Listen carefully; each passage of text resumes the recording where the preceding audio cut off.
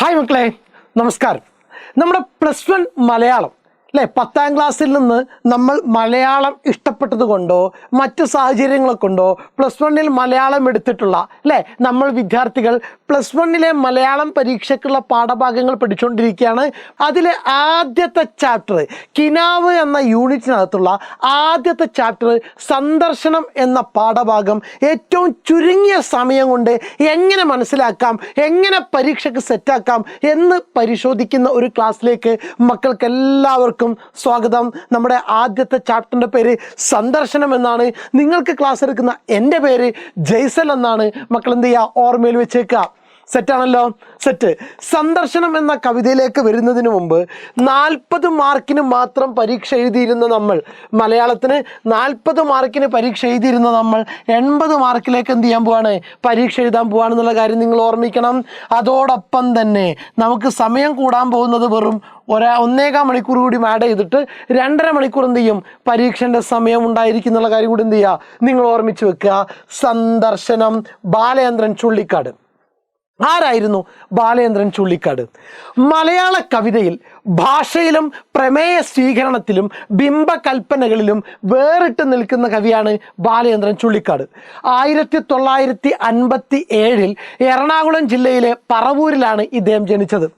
18 കവിതകൾ, അമാവാസി, ഗസൽ, മാനസാന്തരം, ഡ്രാക്കുള, ബാലചന്ദ്രൻ ചുള്ളിക്കാടിൻ്റെ കവിതകൾ, പ്രതിനായകൻ, ചിദംബര സ്മരണ എന്നിവ അദ്ദേഹത്തിൻ്റെ പ്രധാന കൃതികളാണ്. അദ്ദേഹത്തിൻ്റെ ഒരു പ്രസിദ്ധമായിട്ടുള്ള കൃതിയാണ് ഇത് സന്ദർശനം. പ്രണയത്തിൻ്റെ മറ്റൊരു തലത്തെ നമ്മളെ പരിചയപ്പെടുത്തി തരുന്നു ബാലചന്ദ്രൻ ചുള്ളിക്കാട് സന്ദർശനം എന്ന കവിതയിലൂടെ.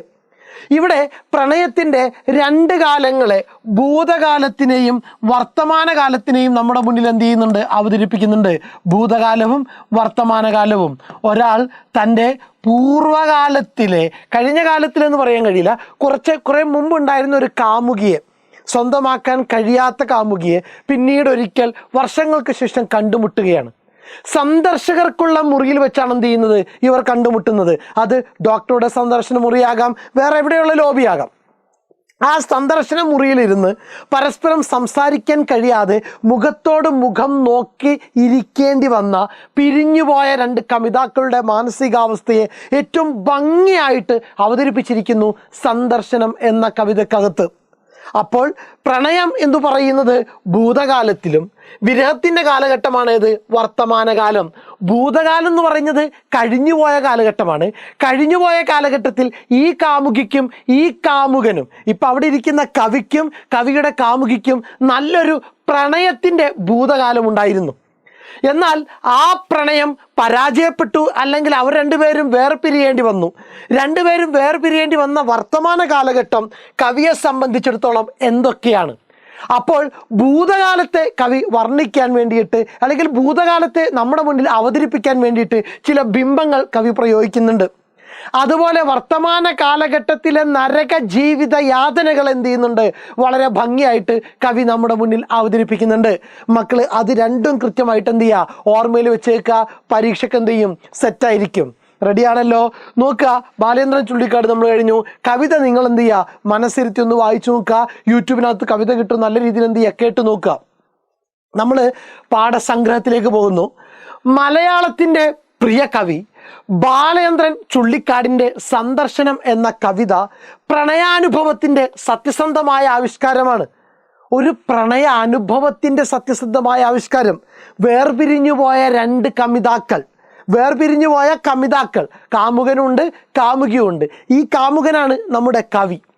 ഇവർ രണ്ടുപേരും അപ്രതീക്ഷിതമായിട്ട് എന്ത് ചെയ്യാണ്, ഒരു സന്ദർശന മുറിയിൽ വെച്ച് കണ്ടുമുട്ടുകയാണ്. ഒരുപാട് പേര് ഇരിക്കുന്നതിനിടയിലാണ്.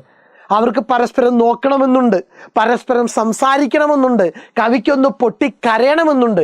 ഒന്നും സാധിക്കാതെ നിർവികാരതയോടുകൂടി ഇരുന്ന് രണ്ടുപേരും എന്ത് ചെയ്യുന്നു, പിരിഞ്ഞു പോകുന്നു. ആ നിർവികാരതയോടുകൂടി ഇരിക്കുന്ന സമയത്ത് കവിയുടെ മനസ്സിലേക്ക് കടന്നു വന്ന ഭൂതകാലത്തിൽ ഇവർ നടത്തിയിട്ടുള്ള, അല്ലെങ്കിൽ ഇവരുടെ ജീവിതത്തിൽ ഉണ്ടായിട്ടുള്ള ഏറ്റവും പ്രണയനിർഭരമായ മുഹൂർത്തങ്ങളെക്കുറിച്ച് എന്ത് ചെയ്യുന്നുണ്ട്, കവി അവിടെ ഓർത്തെടുക്കുന്നുണ്ട്. അതുകൂടി ഇവിടെ വരുന്നു. അകന്നുപോയ എന്തെല്ലാമോ ചില കാരണങ്ങളാൽ വിവാഹം കഴിക്കാൻ കഴിയാതെ അകന്നുപോയ കാമുകിയെക്കുറിച്ചുള്ള വിഷാദഭരിതമായ വരികളാണ് ഈ കവിതയിലുള്ളത്. വിഷാദഭരിതം, ദുഃഖസാന്ദ്രമായ വരികളാണ്. സങ്കടത്തോടു കൂടി എഴുതിയ കവിതയാണെന്ത്? നമ്മുടെ സന്ദർശനം എന്ന കവിത. സെറ്റാണല്ലോ മക്കളെ? സെറ്റ്. ഇനി ഒരിക്കലും കണ്ടുമുട്ടാൻ സാധ്യതയില്ലാത്ത കാമുകിയും കാമുകനും അവസാന കൂടിക്കാഴ്ചക്കായി സന്ദർശക മുറിയിൽ ഇരിക്കുകയാണ്. ഇനി ഒരിക്കലും അവർ കണ്ടുമുട്ടില്ല. കുറേ കാലമായി അവർ പിരിഞ്ഞു പോയിട്ട് ഈ സന്ദർശന മുറിയിൽ വെച്ച് പിരിഞ്ഞു കഴിഞ്ഞാൽ പിന്നെ അവർ കണ്ടുമുട്ടാൻ സാധ്യതയില്ല. ഇനി ഒരിക്കലും കണ്ടുമുട്ടാൻ സാധ്യതയില്ലാത്ത കാമുകിയും കാമുകനും അവസാന കൂടിക്കാഴ്ചക്കായി സന്ദർശക മുറിയിലിരിക്കുന്നു. അധിക നേരമായിട്ടും അവർക്കൊന്നും മിണ്ടാൻ കഴിയുന്നില്ല. വേദന കടിച്ചമർത്തി, പിരിഞ്ഞുപോയ വേദന കടിച്ചമർത്തി മൗനം കുടിച്ചിരിക്കുകയാണ് അവർ. എന്താ? ഒന്നും സംസാരിക്കാൻ പറ്റാതെ, ഒരുപാട് സംസാരിക്കാൻ ഉള്ളിലുണ്ടായിട്ടും സംസാരിക്കാൻ കഴിയാതിരിക്കുന്ന അവസ്ഥയാണ് മൗനം കുടിച്ചിരിക്കുകയാണ് അവർ എന്ന് പറയുന്നത്. അങ്ങനെ ഒഴിവാക്കാനാവാത്ത വേർപിരിയൽ അവരെ വല്ലാതെ വേദനിപ്പിക്കുന്നു. പുറത്ത് ജീവിതം പോലെ പകൽ വെളിച്ചം പൊലിഞ്ഞു പോകുന്നതും, ജീവിതം പകല് സന്ധ്യാസമയമാകുന്നത് പോലെ ഇപ്പൊ ജീവിതം എന്തായി മാറിയിട്ടുണ്ട്? സന്ധ്യാസമയമായി മാറിയിട്ടുണ്ട്. കുറച്ച് പ്രായം ചെന്നതിന് ശേഷമാണ് എന്ത് ചെയ്തത്? ഇതിലേക്ക് ഇവർ എത്തിച്ചേർന്നിരിക്കുന്നത്. അപ്പോൾ ജീവിതം എന്ത് ചെയ്തിട്ടുണ്ട്? സന്ധ്യാസമയമായിട്ടുണ്ട്. അപ്പോൾ പ്രായത്തിലേക്ക് എത്തിയിട്ടുണ്ട്. അതുപോലെ സന്ധ്യാസമയം പകലിലേക്ക് എന്ത് ചെയ്തിട്ടുണ്ട്? എത്തിച്ചേർന്നിട്ടുണ്ട്. കിളികൾ കൂടണയും പോലെ ഓർമ്മകൾ കെട്ടടങ്ങുന്നതും കവി വരച്ചിടുന്നു. തൻ്റെ ഓർമ്മകളൊക്കെ എന്ത് ചെയ്യുന്നു? കിളികൾ കൂട്ടിലേക്ക് പോകുന്നത് പോലെ ഓരോ ഓർമ്മകളും ഇങ്ങനെ മനസ്സിലൂടെ കടന്നു പോകുന്നത് കവി പറയുന്നു. മിഴികളിൽ നിന്നും അവൾ നഷ്ടപ്പെടുന്നതിൻ്റെ വേദന കവിയെ വേട്ടയാടുന്നു. അതുകൊണ്ട് തന്നെ നെഞ്ചിടിപ്പിൻ്റെ വേഗവും കൂടുന്നു. കുറച്ച് സമയം കഴിഞ്ഞാൽ രണ്ടുപേരും എന്ത് ചെയ്യണം? വ്യത്യസ്ത ദിക്കുകളിലേക്ക് പിരിഞ്ഞു പോകേണ്ടവരാണ്. അതിനെക്കുറിച്ച് ഓർത്ത് കണ്ടുകൊണ്ടിരിക്കുമ്പോൾ ഒരു സന്തോഷമുണ്ടെങ്കിലും പിരിയണമല്ലോ എന്ന് ഓർത്തിട്ട് എന്ത് ചെയ്യുന്നു? വല്ലാത്ത സങ്കടം ഉണ്ടാകുന്നുണ്ട്. പിരിയണമല്ലോ എന്ന് ഓർത്തിട്ടുള്ള ആ സങ്കടത്തെയാണ് എന്ത് ചെയ്യുന്നത്? ഇവിടെ പറയുന്നത്. നിശ്വാസത്തിൽ പോലും സംഗീതമുണ്ടായിരുന്ന പ്രണയത്തിൻ്റെ ഒരു വസന്തകാലം അവർക്കും ഉണ്ടായിരുന്നു. പറയാൻ ഒരുപാടുണ്ടെങ്കിലും ഇന്ന് വാക്കുകൾ തൊണ്ടയിൽ പെടഞ്ഞില്ലാതാവുന്നു. പൊൻചമ്പകം പൂത്ത കരൾ കരിഞ്ഞു പോയിരിക്കുന്നു. കറ പിടിച്ച ചുണ്ടിൽ കവിത പോലും വരണ്ടുപോയിരിക്കുന്നു. നോക്കുക, നിശ്വാസത്തിൽ പോലും സംഗീതമുണ്ടായിരുന്ന പ്രണയത്തിൻ്റെ ഒരു വസന്തകാലം, ഭൂതകാലം, നല്ല സന്തോഷം നൽകിയ പ്രണയത്തിൻ്റെ കാലഘട്ടം അവർക്കുണ്ടായിരുന്നു. ഇന്ന് പറയാൻ ഒരുപാടുണ്ടെങ്കിലും വാക്കുകളൊക്കെ തൊണ്ടയിൽ പിടഞ്ഞില്ലാതാവുന്നു. പൊൻചെമ്പകം പൂത്ത കരൾ, അല്ലേ? പണ്ട് തൻ്റെ കാമുകിയുടെ സാമീപ്യം കൊണ്ട് സന്തോഷമുണ്ടായിരുന്ന തൻ്റെ ഹൃദയം ഇന്ന് കരിഞ്ഞുപോയിരിക്കുന്നു. ഒന്നിനും പറ്റാതായിരിക്കുന്നു ഇവളുടെ വിരഹം കാരണം. കറ പിടിച്ച ചുണ്ടിൽ കവിത പോലും, നന്നായിട്ട് കവിത എഴുതുന്ന ആളാണ്, ഇന്ന് ബീഡി വലിച്ച് കറ പിടിച്ച ചുണ്ടിൽ, അതായിരിക്കാം ഉദ്ദേശിച്ചിട്ടുണ്ടാവുക, കറ പിടിച്ച ചുണ്ടിൽ നല്ല കവിത പോലും എന്ത് ചെയ്യുന്നില്ല? വിരിയുന്നില്ല. അതാണ് വർത്തമാന കാലഘട്ടം. ഇനി പ്രണയത്തിൻ്റെ മധുരകരമായ പൂർവ്വസ്മരണകളിലേക്ക് കവി മനസ്സ് വെല്ലപ്പായുന്നു. നമുക്ക് നോക്കാം പഴയകാല ഓർമ്മകൾ. പ്രണയത്തിൻ്റെ കനകമൈലാഞ്ചി നീരിൽ തുടുത്ത അവളുടെ വിരൽ, കനകമൈലാഞ്ചി, സ്വർണ്ണ മൈലാഞ്ചി നിറത്തിലുള്ള അവളുടെ വിരലുകൾ തൊടുന്ന സമയത്ത് മനസ്സിനകത്ത് ഭയങ്കര സന്തോഷമുണ്ടായതിനെക്കുറിച്ച് ഓർക്കുന്നുണ്ട്. പ്രണയ കാലഘട്ടത്തിലെ ചെറിയ സ്പർശനങ്ങൾ പോലും വലിയ സന്തോഷമുണ്ടാക്കുന്നു. നെടിയ കണ്ണിലെ കൃഷ്ണകാന്തങ്ങളുടെ കിരണങ്ങൾ, അവളുടെ ഓരോ നോട്ടം വല്ലാത്ത വശീകരണ ശക്തിയുള്ള നോട്ടമായിരുന്നു തൻ്റെ പ്രിയപ്പെട്ടവളുടേത്. അവളുടെ നോട്ടം കിട്ടുന്ന സമയത്ത് മനസ്സിനകത്ത് ഭയങ്കര സന്തോഷമുണ്ടായതിനെക്കുറിച്ച് കവി ഓർമ്മിക്കുന്നു. നെടിയ കണ്ണിലെ കൃഷ്ണകാന്തങ്ങളുടെ കിരണങ്ങളേറ്റ് മനസ്സിലെ ചില്ലകൾ പൂവിട്ടതും, അവളോടൊത്ത് പങ്കിട്ട മനോഹരമായിട്ടുള്ള സന്ധ്യാസമയങ്ങൾ, സായാഹ്നങ്ങൾ, തൻ്റെ കാമുകിയുമായിട്ട് പങ്കിട്ട അല്ലെങ്കിൽ ഒരുമിച്ച് ജീവിച്ച സായാഹ്നങ്ങൾ, ഇതെല്ലാം ഇന്ന് മറവിയിലേക്ക് മാഞ്ഞു തുടങ്ങിയിരിക്കുന്നു. ഇതൊക്കെയായിരുന്നു പ്രണയ കാലഘട്ടത്തെക്കുറിച്ചുള്ള കവിയുടെ ഓർമ്മകൾ. വർത്തമാനകാലത്ത്, എന്നാൽ വർത്തമാനകാലം എന്ന് പറഞ്ഞാൽ ഈ കാലത്ത് വിരഹവേദനയാൽ കവി ലക്ഷ്യമില്ലാത്തവനായി മാറുന്നു. ജീവിതം എന്താ പറയുക, കയറ് പൊട്ടിയ പട്ടം പോലെ ഇങ്ങനെ എന്ത് ചെയ്യാണ്? പാറി നടക്കാണ് തൻ്റെ പ്രണയം തകർന്നത് മുതൽ. മരണവേഗത്തിലോടുന്ന വണ്ടികളും നഗരത്തിലെ നിത്യപ്രയാണങ്ങളും മദ്യത്തിൽ മുങ്ങി സത്രങ്ങളിൽ കഴിയുന്ന നരകരാത്രികളും. അപ്പോൾ ഇന്നത്തെ കാലഘട്ടത്തെക്കുറിച്ച് ഓർക്കുമ്പോൾ കവിയുടെ മനസ്സിലേക്ക് വരുന്നത് എന്തൊക്കെയാണ്? ഒന്ന്, മരണവേഗത്തിലോടുന്ന വണ്ടികൾ. നഗരത്തിലെ തിരക്ക് പിടിച്ച ഒരു അവസ്ഥയിലാണ് ഇന്ന് കവി എന്ത് ചെയ്തിരിക്കുന്നത്? ജീവിച്ചുകൊണ്ടിരിക്കുന്നത്. നഗരത്തിലെ തിരക്ക് പിടിച്ച അവസ്ഥയിലാണ് കവി ജീവിച്ചുകൊണ്ടിരിക്കുന്നത്. മരണവേഗത്തിലോടുന്ന വണ്ടികൾ, നഗരത്തിലെ നിത്യപ്രയാണങ്ങൾ, എന്നും അങ്ങോട്ടും ഇങ്ങോട്ടുള്ള യാത്രകൾ മാത്രം, മദ്യത്തിൽ മുങ്ങി സത്രങ്ങളിൽ കഴിയുന്ന നരകരാത്രികൾ. വെള്ളമടിച്ച് സത്രങ്ങളിൽ, കണ്ട ഹോട്ടലുകളിലും ലോഡ്ജ് മുറികളിലും ജീവിക്കുന്ന കാലഘട്ടമാണ് ഇപ്പം എന്ത് ചെയ്യുന്നത്? തൻ്റെ ജീവിതത്തിലൂടെ കടന്നു പോകുന്നത്. ഇങ്ങനെയൊക്കെയാണ് ജീവിക്കുന്നതെങ്കിലും ഈ സമയത്തൊക്കെ ചിലപ്പോഴെങ്കിലും മനസ്സിൽ ഇത്തിരി സന്തോഷം വരാറുണ്ട്. അതെപ്പോഴാണ്? ജനനാന്തര സാന്ത്വനമായി ഈ കാമുകിയുടെ മുഖം ഞാൻ എന്ത് ചെയ്യും? ഇടക്കൊന്ന് ഓർക്കാറുണ്ട്. അപ്പോഴൊക്കെ മനസ്സിനകത്ത് എന്ത് ചെയ്യാറുണ്ട്? സന്തോഷം കടന്നു വരാറുണ്ടെന്ന് കവി ഓർമ്മിക്കുന്നു. ഇതാണ് നമുക്ക് പഠിക്കാനുള്ളത്. ഇപ്പോൾ എല്ലാം അവസാനിക്കാൻ പോവാണ്. തൻ്റെ കാമുകി പിരിയാൻ പോവാണ്. ഇനി ഒരിക്കലും കണ്ടുമുട്ടാൻ സാധ്യതയില്ല.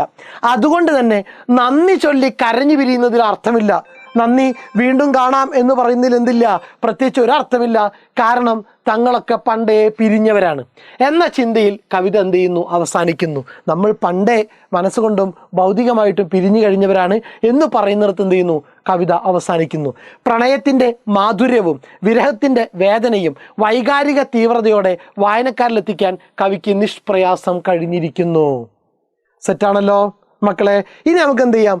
ചോദ്യോത്തരങ്ങൾ നോക്കാം. ഈ പാഠഭാഗത്തുനിന്നും എങ്ങനെ ചോദ്യം വന്നു കഴിഞ്ഞാലും നമുക്ക് ഉത്തരം എഴുതാൻ പറ്റുന്ന രൂപത്തിലുള്ള കണ്ടന്റ് കൃത്യമായിട്ട് നമ്മുടെ കയ്യിൽ കിട്ടുന്ന രൂപത്തിലുള്ള ചോദ്യോത്തരങ്ങൾ മാത്രം നമ്മൾ എന്ത് ചെയ്യുന്നു? സെറ്റാക്കി വെക്കുന്നു. അത് ഉപന്യാസമാകട്ടെ, 6 മാർക്കിൻ്റെ ചോദ്യമാകട്ടെ, 4 മാർക്കിൻ്റെ ചോദ്യമാകട്ടെ, ഏത് വന്നു കഴിഞ്ഞാലും നമുക്ക് എന്ത് ചെയ്യണം? ഉത്തരം എഴുതാൻ പറ്റണം. അപ്പം മക്കൾ ആ രൂപത്തിൽ തന്നെ സെറ്റാക്കി വെച്ചോളണം. ഈ ക്ലാസ് കാണുന്നതോട് കൂടിയിട്ട് ബാലേന്ദ്രൻ ചുള്ളിക്കാടിൻ്റെ സന്ദർശനം എന്ന കവിത എന്ന ആദ്യത്തെ ചാപ്റ്റർ നമുക്ക് എന്തായിരിക്കണം? സെറ്റായിരിക്കണം. നമ്മൾ ഏതാ സാഹചര്യം, പാഠഭാഗ സംഗ്രഹം, ഇതൊക്കെ എന്ത് ചെയ്തു? ഇവിടെ പരാമർശിച്ച് കഴിഞ്ഞിട്ടുണ്ട്. ഇനി നോക്കുക, ചോദ്യോത്തരത്തിലേക്ക് വരാം. പ്രണയത്തിൻ്റെ ഭൂത വർത്തമാനങ്ങളുടെ നിറഭേദങ്ങൾ ബാലേന്ദ്രൻ ചുള്ളിക്കാട് എങ്ങനെയാണ് കവിതയിൽ അവതരിപ്പിക്കുന്നത്? ഓർമ്മയിൽ വെച്ചേക്കുക, പ്രണയത്തിൻ്റെ ഭൂതകാലത്തെക്കുറിച്ചും വർത്തമാനകാലത്തെക്കുറിച്ചും. പ്രണയത്തിൻ്റെ ഭൂതകാലം എന്ന് പറഞ്ഞു കഴിഞ്ഞാൽ ഇദ്ദേഹത്തിനൊരു പ്രണയം ഉണ്ടായിരുന്നു, അത് കഴിഞ്ഞുപോയ കാലമാണ്. അതിനെ എങ്ങനെയാണ് കവിതയിൽ അവതരിപ്പിക്കുന്നത്? ഇദ്ദേഹത്തിൻ്റെ ഇന്നത്തെ കാലഘട്ടം, ഇന്നത്തെ ജീവിതം എങ്ങനെയാണ് മുന്നോട്ട് പോകുന്നത്? ഈ 2 കാര്യത്തെക്കുറിച്ച് കൃത്യമായിട്ട് പാഠഭാഗത്ത് എന്ത് ചെയ്യണം? നിങ്ങൾ മനസ്സിലാക്കി വെച്ചേക്കണം. ഇതിനനുബന്ധമായിട്ടുള്ള ചോദ്യങ്ങൾ എന്ത് ചെയ്തുകൊണ്ടിരിക്കും? മാറി മറിഞ്ഞു വന്നുകൊണ്ടിരിക്കും. ഉത്തരം ഒന്ന് തന്നെയാണ്. സെറ്റാക്കി വെക്കുക. പ്രണയത്തിൻ്റെ ഭൂത വർത്തമാനങ്ങളുടെ നിറഭേദങ്ങൾ ബാലേന്ദ്രൻ ചുള്ളിക്കാട് എങ്ങനെയാണ് കവിതയിൽ അവതരിപ്പിക്കുന്നത്? സെറ്റല്ലേ മക്കളെ? നോക്കുക, ബാലേന്ദ്രൻ ചുള്ളിക്കാടിൻ്റെ സന്ദർശനം എന്ന കവിതയിൽ പ്രണയത്തിൻ്റെ ഭൂത വർത്തമാനങ്ങൾ കടന്നു വരുന്നുണ്ട്. ഏറെ ആഹ്ലാദം നിറഞ്ഞൊരു വസന്തകാലം അവരുടെ പ്രണയത്തിനുണ്ടായിരുന്നു. സെറ്റ്. ഏറെ സന്തോഷം നൽകുന്ന ഒരു വസന്തകാലം അവരുടെ പ്രണയത്തിനുണ്ടായിരുന്നു. കനക മൈലാഞ്ചി നീരിൽ തുടുത്ത വിരൽ സ്പർശം. അല്ലേ? ഈ സിമ്പൽ ഓർത്തു വെക്കുക, ഈ ഒരു ബിംബം ഓർത്തു വെക്കുക. കനക മൈലാഞ്ചി നീരിൽ തുടുത്ത വിരൽ സ്പർശം ഏറെ സന്തോഷകരമായിരുന്നു. കാമുകിയുടെ നോട്ടത്തെ കൃഷ്ണകാന്തങ്ങളുടെ കിരണങ്ങൾ എന്നാണ് പറഞ്ഞിരിക്കുന്നത്. വല്ലാണ്ട് വശീകരിക്കുന്ന ഒരു നോട്ടം ആർക്കുണ്ടായിരുന്നു? കാമുകിക്കുണ്ടായിരുന്നു. കാമുകിയുടെ നോട്ടത്തെ കൃഷ്ണകാന്തങ്ങളുടെ കിരണങ്ങൾ എന്നാണ് പറഞ്ഞിരിക്കുന്നത്. ആ പ്രകാശ കിരണങ്ങളേറ്റ് ഉള്ളിലെ ചില്ലകൾ പൂത്തു എന്നും പറയുന്നു. ഇങ്ങനെ അനിർവചനീയമായ അനുഭവമാണ് ഈ പ്രയോഗത്തിലൂടെ വായനക്കാരനെത്തുന്നത്. തൻ്റെ കാമുകിയുടെ നോട്ടം കിട്ടുമ്പോൾ ആ പ്രകാശകിരണങ്ങളേറ്റ് തൻ്റെ മനസ്സിലെ ചില്ലകളൊക്കെ എന്ത് ചെയ്തു? പൂത്തു എന്നും പ്രണയ കാലഘട്ടത്തെക്കുറിച്ച് സൂചിപ്പിക്കുന്നു. എന്നാൽ വർത്തമാന കാലഘട്ടത്തിലേക്ക് വരുമ്പോൾ പ്രണയം എന്ത് ചെയ്തിരിക്കുന്നു? ഇവിടെ നഷ്ടപ്പെട്ടിരിക്കുന്നു. അവർ രണ്ടുപേരും വേർപിരിയാനായി, ഇനി ഒരിക്കലും കാണാതിരിക്കാനായി യാത്രാമൊഴി പറയാനെത്തുന്നു. പക്ഷേ ജീവിതം പോലെ പകൽ വെളിച്ചം പൊലിയുന്ന ആ വേളയിൽ സന്ധ്യാസമയത്ത് വാക്കുകൾ തൊണ്ടയിൽ പിടഞ്ഞില്ലാതാകുന്നു. എന്താണ് പരസ്പരം പറയേണ്ടതെന്ന് അറിയാതെ എന്ത് ചെയ്യുന്നു? അവർ വല്ലാതെ സംസാരിക്കാൻ പ്രയാസം നേരിടുന്നു. എങ്ങനെ? പൊൻചെമ്പകം പൂത്തിരുന്ന കരൾ കരിഞ്ഞു പോയിരിക്കും. പോയിരിക്കുന്നു. വർത്തമാന കാലഘട്ടത്തിൽ അവളുടെ സാമീപ്യം കൊണ്ട് പൊൻചെമ്പകം പൂത്ത കരളായിരുന്നു. ആ കരൾ ഇപ്പം എന്ത് ചെയ്തിരിക്കുന്നു? കരിഞ്ഞു പോയിരിക്കുന്നു. കറ പിടിച്ച ചുണ്ടിൽ കവിതയും എന്ത് ചെയ്തു? വരണ്ടു പോയിരിക്കുന്നു. കറ പിടിച്ച ചുണ്ടിൽ കവിതയും വരണ്ടുപോയി. പ്രിയപ്പെട്ടവളുടെ കുങ്കുമത്തരി പുരണ്ട ചിദംബര സന്ധികൾ മറവിയിൽ മാഞ്ഞു പോയിരിക്കുന്നു. വർത്തമാനത്തിൻ്റെ ഈ ദുരിതാവസ്ഥ നഗരത്തിൻ്റെ പശ്ചാത്തലത്തിൽ വീണ്ടും കവി വിവരിക്കുന്നു. എന്തൊക്കെയാണ്? ഇപ്പോഴോ മരണവേഗത്തിലോടുന്ന വണ്ടികൾ, എന്തിനെന്നില്ലാതെയുള്ള നഗരയാത്രകൾ, മദ്യത്തിൽ മുങ്ങിയ നരകരാത്രികളും സത്രങ്ങളിലെ അന്തിയുറക്കവും, ഇങ്ങനെ അരാജകമായ ജീവിതാവസ്ഥയാണ് ഇന്ന് തനിക്ക് എന്ന് കവി വരച്ചിടുന്നു. അന്യഥാബോധവും ഏകാന്തതയും നിരാശയും നരകതുല്യമാക്കിയ ഇരുട്ട് നിറഞ്ഞ ഈ ജീവിതാവസ്ഥയിലും തനിക്ക് സാന്ത്വനമായി കാമുകിയുടെ മുഖം ഇടക്കെന്ത് ചെയ്യാറുണ്ട്? മനസ്സിൽ തെളിയാറുണ്ട്. അതൊരു ജനനാന്തര ബന്ധമാണ്. യാത്ര പറയാൻ നിർബന്ധിതരാകുന്ന ആ സമയത്തും നന്ദി ചൊല്ലുന്നതിൽ അർത്ഥമില്ല എന്ന് അവർ തിരിച്ചറിയുന്നു. കരച്ചിലിൻ്റെ അഴിമുഖം കാണാതിരിക്കാം, കാരണം തങ്ങൾ പണ്ടേ പിരിഞ്ഞവരാണല്ലോ. സെറ്റാണല്ലോ. ഒന്നെന്താണ്? അവരുടെ പ്രണയത്തിൻ്റെ ഭൂതകാല അവസ്ഥ എന്ത് ചെയ്യുന്നു? സൂചിപ്പിക്കുന്നു. രണ്ടാമത്തെ ഭാഗത്തിൽ പ്രണയം നഷ്ടപ്പെട്ട അവസ്ഥയെ സൂചിപ്പിക്കുന്നു. അതാണ് വർത്തമാന കാലഘട്ടം. അത് ഇത്രയും ഭാഗം എന്ത് ചെയ്യുക? മക്കൾ ഓർമ്മിച്ച് വെക്കുക. ദെൻ നെക്സ്റ്റ് കവിതക്കകത്ത് വരുന്ന ഒരു 4 ടെക്സ്റ്റ് ബുക്കിനകത്തുള്ളതാണ്. എൻ ചുണ്ടിലൊട്ടിയിടക്കൂറിയ മാധുരി, നിൻ ചുണ്ടിനുള്ളതോ ലിപ്സ്റ്റിക്കിനുള്ളതോ. മദിരാശിയിലെ സായാഹ്നം NV കൃഷ്ണവാര്യർ. പ്രേമമൊരുമി നീരായി കാണുവോർ, കായിൻ പേരിൽ പൂമതിക്കുവോർ, ഒന്നും പുണ്യമായ എണ്ണീടാത്തോർ. വൈലാപ്പള്ളി യുഗപരിവർത്തനത്തിൽ പറയുന്നു, പ്രേമമേ നിൻ പേര് കേട്ടാൽ പേടിയാം, വഴിപിഴച്ച കാമ കിങ്കരന്മാർ ചെയ്യും കടും കൈകളാൽ. കുമാരനാശാൻ കരുണക്കകത്ത് പറയുന്നു. പ്രണയത്തെ 3 കവികൾ 3 രൂപത്തിലാണ് അവതരിപ്പിച്ചിരിക്കുന്നത്. അതിനെ ചേർത്ത് വെച്ച് പരിശോധിക്കുക. കവികളെ ഏറെ സ്വാധീനിച്ചിട്ടുള്ള ഒരു വികാരമാണ് പ്രണയം. മധുരകരമായ ഒരു വികാരമാണിതെങ്കിലും ഓരോരുത്തരും പ്രണയത്തെ കാണുന്നതും സമീപിക്കുന്നതും ഓരോ രീതിയിലാണ്. ഇതൊക്കെ കൃത്യമായി ഒപ്പിയെടുക്കാൻ കവികൾക്കും കഴിഞ്ഞിട്ടുണ്ട്. മദിരാശിയിലെ സായാഹ്നം എന്ന കവിതയിൽ ആത്മാർത്ഥതയില്ലാത്ത പ്രണയത്തെയാണ് നാം കാണുന്നത്. കോളേജ് കുമാരനായ നമ്മുടെ കാമുകൻ കാമുകിയുടെ ചുണ്ടിൽ ചുംബിച്ചപ്പോൾ ലഭിച്ച മാധുര്യം അവളുടെ ചുണ്ടിൻ്റേതാണോ അതോ ചുണ്ടിലെ ലിപ്സ്റ്റിക്കിൻ്റേതാണോ എന്ന് സംശയം ചോദിക്കുന്നുണ്ട്. മൂല്യബോധമില്ലാത്ത തലമുറയുടെ നൈമിഷിക പ്രണയത്തെ കവി മനോഹരമായിട്ട് എന്ത് ചെയ്യുന്നു? ഇവിടെ ചിത്രീകരിച്ചിരിക്കുന്നു. സെറ്റ്. ദെൻ നെക്സ്റ്റ്, വൈലോപ്പിള്ളി യുഗപരിവർത്തനം എന്ന കവിതയിൽ ഇതേ ആശയം തന്നെയാണ് പങ്കുവെക്കുന്നത്. പ്രേമത്തിന് ഉമിനീരിൻ്റെ മൂല്യം മാത്രം നൽകുന്നവർ, മനോഹരമായ പൂവിന് അതിൽ ഉണ്ടാകാൻ പോകുന്ന കായുടെ പേരിൽ മാത്രം സ്ഥാനം നൽകുന്നവർ, ബന്ധങ്ങൾക്ക് പവിത്രതയില്ലാത്ത ലോകം. സ്നേഹഗായകനായ ആശാൻ പ്രണയത്തിൻ്റെ മറ്റൊരു മുഖവും കാട്ടിത്തരുന്നുണ്ട്. പ്രേമം ഉദാത്തമാണെന്ന് പറഞ്ഞിട്ടുള്ള കവി തന്നെ കരുണയിൽ കാമ കിങ്കരന്മാരുടെ ക്രൂരതയാൽ പ്രേമമെന്ന് കേൾക്കുന്നത് പോലും പേടിയാണെന്ന് പറയുന്നു. പല വർത്തമാനകാല സംഭവങ്ങളും ഇതൊക്കെ ശരിവെക്കുന്നതായി കാണാം. സെറ്റ്. ഇതാണ് 3 പേരും. ഇതൊക്കെയാണെങ്കിലും സന്ദർശനം എന്ന കവിതയിൽ യഥാർത്ഥ പ്രണയത്തിൻ്റെ ഭാവഭേദങ്ങൾ കവി പകർത്തി വച്ചിരിക്കുന്നു. പ്രണയത്തിൻ്റെ മനോഹര കാലവും വിരഹവേദനയുടെ തീവ്രതയും കാമുകൻ്റെ നിസ്സഹായാവസ്ഥയും പ്രണയത്തിൻ്റെ ആഴത്തെ കാണിക്കുന്നു. ഏതോ ഒരു കാരണത്താൽ വേർപിരിയേണ്ടി വന്നപ്പോൾ അവർ അനുഭവിക്കുന്ന വേദന വായനക്കാരൻ്റെ വേദനയായിട്ട് അവതരിപ്പിക്കുന്നു. ഇത്തരത്തിൽ പ്രണയത്തെ വ്യത്യസ്ത രീതിയിൽ കവികൾ അവതരിപ്പിച്ചിരിക്കുന്നുണ്ട് എന്ന് കാണാം. സെറ്റ്. സന്ദർശനം എന്ന കവിതയിലെ മുഖ്യ ഭാവം എന്താണ്? മാതൃത്വമാണോ, മരണമാണോ, പ്രണയമാണോ, വിജയമാണോ? പ്രണയമാണ്. സ്മരണതൻ ദൂരസാഗരം തേടി നീളുന്ന ഹൃദയരേഖകൾ. സ്മരണ, ഓർമ്മകൾ തേടിയിട്ട് ദൂരമായിട്ടുള്ള കടലിനെ തേടി നീളുന്ന ഹൃദയമാണ്. കണ്ടെത്തുന്ന ഓർമ്മകൾ എന്തൊക്കെയാണ്? സൂചനകളുടെ കാവ്യഭംഗി വിശദമാക്കുക. അസ്തമയത്തിൻ്റെ ശോണഛായയാണ് ഓർമ്മകൾക്കുള്ളത്. കവി പറയുന്നത് അസ്തമയത്തിൻ്റെ ശോണഛായയാണ് തൻ്റെ ഓർമ്മകൾക്കുള്ളത്. പൊൻചമ്പകം പൂത്തിരുന്ന കാലഘട്ടം പ്രണയത്തെക്കുറിച്ച് പറയുന്നു. കനകനിറത്തിലുള്ള മൈലാഞ്ചി നീരിൽ തൊടുത്ത കൈവിരലുകൾ പ്രണയത്തെക്കുറിച്ചുള്ള ഓർമ്മയാണ്. നെടിയ കണ്ണിലെ കൃഷ്ണകാന്തങ്ങൾ പ്രണയത്തെക്കുറിച്ചുള്ള ഓർമ്മയാണ്. നെറ്റിയിലെ കുങ്കുമത്തരി. ഇതൊക്കെ പോയിൻ്റാക്കി തന്നത് ആദ്യം ഞാൻ പറഞ്ഞിട്ടുണ്ട്. അതിനെ നിങ്ങൾ എന്ത് ചെയ്യുക? ഉത്തരത്തിലേക്ക് കൊണ്ടുവരാം. ജനാദൻ, പൊൻചമ്പകം പൂത്ത കരൾ, കനകമൈലാഞ്ചി നീരിൽ തുടുത്ത വിരൽ, കണ്ണിലെ കൃഷ്ണകാന്തം കൊണ്ട് പൂത്ത ചില്ലകൾ. കവിതയിലെ പ്രണയഭാവത്തെ ആവിഷ്കരിക്കുന്നതിൽ ഈ പ്രയോഗങ്ങൾ എത്രത്തോളം സമർത്ഥമായിട്ടുണ്ട് വിശദീകരിക്കുക. പൊൻചെമ്പകം പൂത്ത കരൾ, കനകമൈലാഞ്ചി നീരിൽ തുടുത്ത വിരൽ, കണ്ണിലെ കൃഷ്ണകാന്തം കൊണ്ട് പൂത്ത ചില്ലകൾ, കവിതയിലെ പ്രണയഭാവത്തെ ആവിഷ്കരിക്കാൻ. ഇതൊക്കെയാണല്ലോ പ്രണയത്തിനുള്ള അടയാളമായിട്ട് തന്നത്. പൊൻചെമ്പകം പൂത്ത കരൾ ഓർമ്മിച്ചു വെക്കുക. കനകമൈലാഞ്ചി നീരിൽ തുടുത്ത വിരൽ, കണ്ണിലെ കൃഷ്ണകാന്തം കൊണ്ട് പൂത്ത ചില്ലകൾ, ഇതൊക്കെയാണ് പ്രണയത്തിന്റെ അടയാളങ്ങളായിട്ട് കവി പറയുന്നത്. എന്തൊക്കെയാണ്? പൊൻചെമ്പകം പൂത്ത കരൾ, കനകമൈലാഞ്ചി നീരിൽ തുടുത്ത വിരൽ, കണ്ണിലെ കൃഷ്ണകാന്തം കൊണ്ട് പൂത്ത ചില്ലകൾ. ഇത് എത്രത്തോളം യോജിക്കുന്നുണ്ട്? സമർത്ഥിക്കാം. നോക്കുക, ബാലേന്ദ്രൻ ചുള്ളിക്കാടിന്റെ സന്ദർശനം എന്ന കവിത പ്രണയ തീവ്രത അനുഭവിപ്പിക്കുന്ന ഒന്നാണ്. നമ്മുടെ ആമുഖം ഇങ്ങനെ തുടങ്ങുന്നു: ബാലേന്ദ്രൻ ചുള്ളിക്കാടിന്റെ സന്ദർശനം എന്ന കവിത പ്രണയ തീവ്രത അനുഭവിപ്പിക്കുന്ന ഒന്നാണ്. വാക്കുകൾ ഹൃദയത്തിലേക്ക് ഒഴുകി അനിർവചനീയമായ അനുഭൂതിയായി തീരുന്നു. വിശദീകരണങ്ങൾക്ക് അതീതമാണ് ഇതിലെ പ്രയോഗങ്ങൾ. ഏതൊക്കെയാണ്? ആദ്യം നമുക്ക് എടുക്കാം. പൊൻചെമ്പകം പൂത്ത കരൾ, അത് പ്രണയത്തിന്റെ വസന്തകാലത്തെയും നിറസുഗന്ധത്തെയും സൂചിപ്പിക്കുന്നു. പൊൻചെമ്പകം പൂത്ത കരൾ പ്രണയത്തിന്റെ വസന്തകാലത്തെയും നിറസുഗന്ധത്തെയും എന്ത് ചെയ്യുന്നു? സൂചിപ്പിക്കുന്നു. സെറ്റല്ലടാ. കവിതാക്കൾ പരസ്പര സാമീപ്യത്താൽ തന്നെ തരളിതരാകാറുണ്ടല്ലോ. അവാച്യമായ ആ നിമിഷങ്ങളെ കവി ഈ വാക്കുകളെ കൊണ്ട് ഒപ്പിയെടുത്തിരിക്കുന്നു. കവിതാക്കൾ പരസ്പരം കാണുമ്പോൾ തന്നെ എന്ത് ചെയ്യാറുണ്ട്? വളരെ സന്തോഷത്തിലെത്താറുണ്ട്.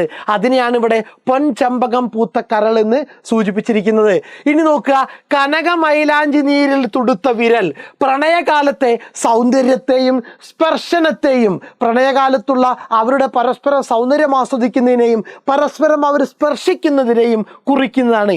ഈ വിരൽ സ്പർശം കിനാവിന്റെ പെരുമഴക്ക് എന്ത് ചെയ്യുന്നു? കാരണമാകുന്നു. അടുത്തത്, നെടിയ കണ്ണിലെ കൃഷ്ണകാന്തം കൊണ്ട് പൂത്ത ചില്ലകൾ. നെടിയ കണ്ണിലെ കൃഷ്ണകാന്തം കൊണ്ട് പൂത്ത ചില്ലകൾ പ്രിയപ്പെട്ടവളുടെ മിഴിയഴകും വശ്യതയും വെളിപ്പെടുത്തുന്ന പ്രയോഗമാണിത്. നെടിയ കണ്ണിലെ കൃഷ്ണകാന്തം കൊണ്ട് പൂത്ത ചില്ലകൾ എന്ന് പറഞ്ഞു കഴിഞ്ഞാൽ പ്രിയപ്പെട്ടവളുടെ മിഴിയഴകും കണ്ണിന്റെ ഭംഗിയും കണ്ണിന്റെ വശീകരണ ശക്തിയും വെളിപ്പെടുത്തുന്ന പ്രയോഗമാണ്. അത്യധികം ആഹ്ലാദമുണ്ടായതിനെയാണ് അപ്രകാരം വർണ്ണിച്ചിരിക്കുന്നത്. പ്രണയഭാവത്തെ ദീപ്തമാക്കുന്ന ഇത്തരം പ്രയോഗങ്ങൾ വായനക്കാരനെ ആസ്വദിപ്പിക്കാൻ അനുയോജ്യമാണ്. സെറ്റാണല്ലോ? സെറ്റ്. ദെൻ കവിതയിലെ ചില പ്രയോഗങ്ങൾ ശ്രദ്ധിക്കുക. മൗനം കുടിച്ചിരിക്കുന്നു കവിതയിൽ വന്നിട്ടുണ്ട്. മിഴികളിൽ നമ്മൾ നഷ്ടപ്പെടുന്നുവോ കവിതയിൽ വന്നിട്ടുണ്ട്.